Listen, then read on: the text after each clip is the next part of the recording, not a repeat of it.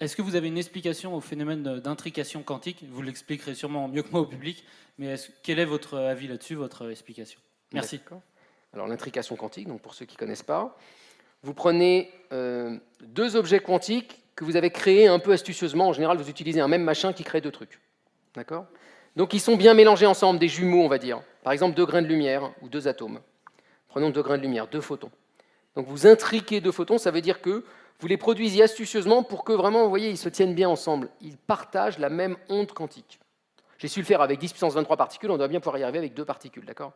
Donc vous faites ça avec deux particules, et puis vous les séparez maintenant, délicatement. Hein. Vous essayez de ne pas trop taper dessus, parce que vous vous souvenez, si vous tapez dessus, ça arrête d'être quantique et tout. Donc voilà, vous les séparez délicatement.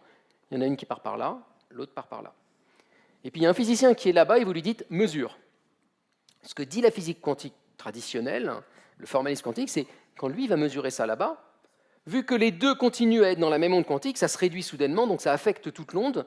Donc là-bas, l'onde qui est à l'autre bout de la pièce va le sentir instantanément.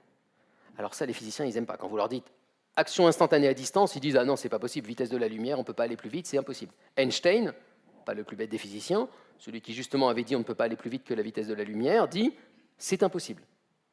On ne peut pas avoir cette expérience-là, ou alors ils ont dû se partager des trucs, ou alors il doit y avoir une communication entre les deux, ou des variables cachées, mais il est impossible qu'il y ait une action à distance. Autrement dit, que le phénomène soit, alors nous on dit, non local. Vous voyez, ça peut pas être, la physique ça a lieu là et pas là. Quand je tape mon genou ici, ça ne peut pas avoir un effet instantané là-bas. La physique quantique traditionnelle disait si.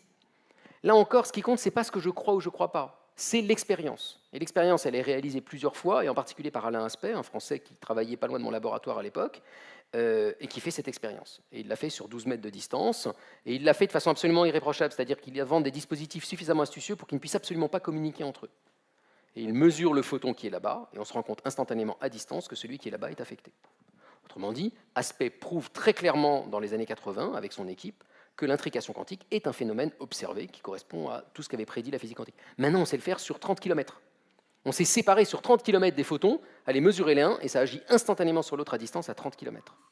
Donc la physique quantique a montré que le monde est non local, dans des conditions très particulières, bien sûr. Alors c'est ça l'intrication quantique. Donc après,